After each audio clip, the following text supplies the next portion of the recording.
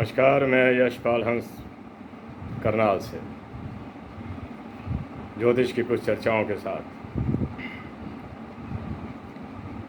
पहले तो मैं आपको दो योगों के बारे में बता देता हूँ। बहुत दिन हो गए आपसे योग पर कोई चर्चा नहीं हुई। दो योगों पर चर्चा करता हूँ। छोटे छोटे योग होते हैं, लेकिन इनका हमारी ज़िंदगी में बहुत असर पड़ता है। अगर हम ये कह दें कि जी जन्मते ही योग लग जाएगा, ऐसा कभी नहीं होता। अपनी अवस्था को प्राप्त करके, जितनी उसके अंदर समय की परिधि है उसको प्राप्त करने के बाद वो योग लागू होता है। कब हो, इस पर तो चर्चा बहुत लंबी चलती है और हमें कुंडलियों पर पूर्णतः ताक झांक करनी पड़ती है। उसको बहुत अच्छी तरह से देखना, खंगालना पड़ता है कि ये योग इसको कब लगेगा। चंद्र योग है साधारण छोटी सी बात, लेकिन ये व्यक्ति को चंद्र योग जो है ये धनवान तो बनाता है, बुद्धिमान भी बनाता है। जो अच्छे योग हैं वो तो यही कुछ ही देंगे ना। धनवान बना दिया, बुद्धिमान बना दिया, कारोबार अच्छा दे दिया, और उसको जीने का तरीका आ गया, लोगों से मिलने का तरीका आ गया, समाज में रहने की पद्धति आ गई। अब चंद्र योग के अंदर क्या है? लगन के अंदर कोई उच्च का ग्रह बैठा हो, लगन के अंदर कोई उच्च का ग्रह बैठा हो, बार बार कह रहा हूँ, लगन के अंदर कोई उच्च का ग्रह बैठा हो और उस पर मंगल की दृष्टि हो, चाहे कहीं से भी हो, उस पर मंगल की दृष्टि हो, नवम भाव में बैठा हुआ ग्रह, क्षमा कीजिए, नवमेश, जो नवम का मालिक है, उसकी दृष्टि दूसरे और तीसरे घर पर, दोनों में से किसी पर होनी चाहिए।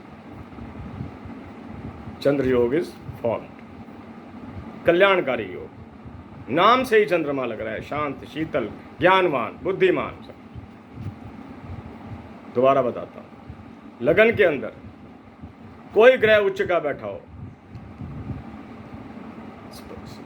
सपोज कीजिए तुला लगन है, उच्च का ग्रह होकर, उच्च का नहीं, वृष लगन है, उच्च का चंद्रमा बैठा है उसके अंदर और उस पर मंगल की दृष्टि है, और नवमेश जो नवम का मालिक है, कहीं से भी वो उसके दूसरे और तीसरे घर पर दृष्टि डाल रहा हो, चंद्र योग इज हेयर बाई फॉर्म। मैं आज आपसे मंगल पर कुछ चर्चाएं करता हूं। मंगल बड़ा अजब प्लैनेट है, नीरी अग्नि, इसको धरती पुत्र भी कहा गया है। हो सकता है कि ये पृथ्वी में से निकला होगा, ऐसा ही होगा। ये सूर्य से 22 करोड़ 40 लाख किलोमीटर, मैं आज इसको पक्का करके आया हूं, I have studied it well today. 22 crore 40 lakh kilometre की दूरी पर है, लेकिन इतनी तेज किरणें फेंकता है। अग्नि तत्व प्रधान है। इसको ग्रहों के अंदर सेनापति का दर्जा मिला हुआ है। इसकी जो उन्होंने पोशाक दी, हालांकि वो कोई पुरुष नहीं है, हालांकि वो कोई प्राणी नहीं है, लेकिन रचनाकारों ने हमें समझाने के लिए उसके तथ्य इस तरह से बताए कि हमें समझ आ जाए।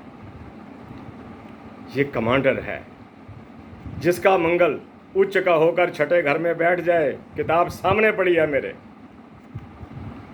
वीडियो बनाने से पहले पढ़ रहा था कि जिसका मंगल उच्च का होकर नवम में छठे घर में बैठ जाए, वो व्यक्ति कमांडर इन चीफ होगा। ये योग सिकंदर की कुंडली के अंदर था, और बहुत से योद्धाओं की था कुंडली में था। चंद्रगुप्त मौर्य की कुंडली में ये था।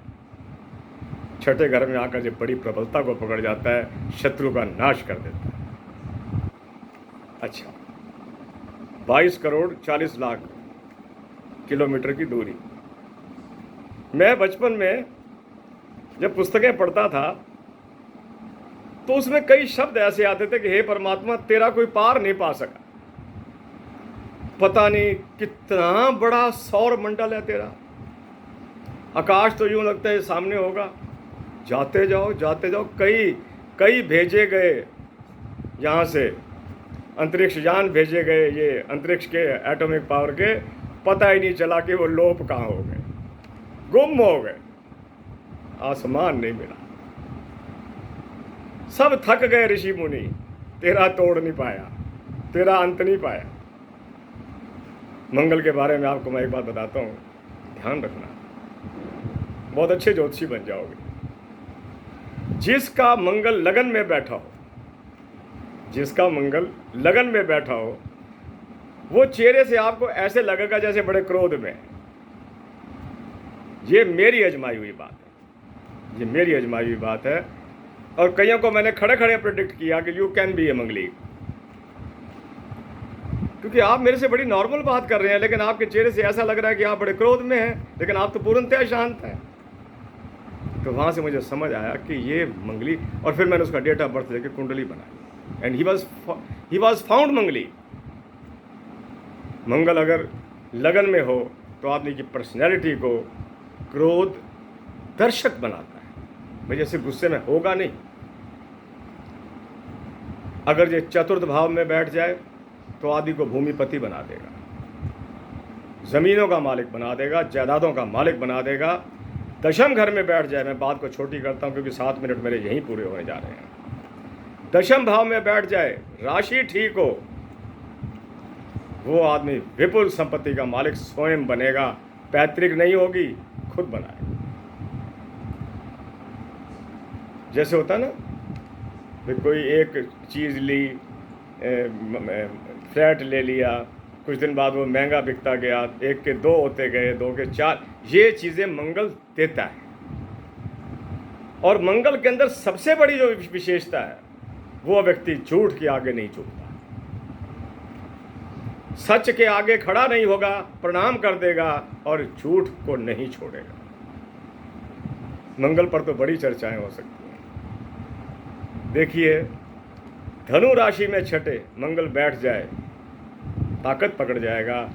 अगली राशि उच्च आ रही है मकर, सप्तम में अगर वो चला जाए, समझ लीजिए सप्तम में चला जाए, कहीं भी बैठ जाए, जो उसकी ताकत छठे में है 7वें में नहीं आएगी, भले उच्च का हो जाए। नवम में बता देता हूँ, नवम में शास्त्रकारों ने मंगल को बहुत शुभ नहीं बताया। बाकी लंबी चर्चाएं मंगल पर, अभी शुक्र पर भी कुछ चर्चाएं मैंने करनी है, मंगल पर भी करूंगा, कुछ योगों के बारे में बताऊंगा। मैं आज तक नागेंद्र योग पढ़कर भी आया था, लेकिन समय की मुझ परिधि, मुझे भी सोचना पड़ता है कि आपको बहुत लंबा वीडियो ना देखना पड़े। इन्हीं सब बातों के साथ मैं यशपाल हंस साहब से आज्ञा लेता हूँ। मिलता हूँ कल फिर कुछ अन्य योगों के साथ और ग्रहों के स्वभाव के साथ। आपके कल्याण की कामना, आपके परिवार के कल्याण की कामना, आपके संतानों के कल्याण की कामना, और आपके घर को परमात्मा स्वर्ग बनाए जिसमें आपका पूरा योगदान हो। इसी के साथ जय जगत, जय भारत, नमस्कार।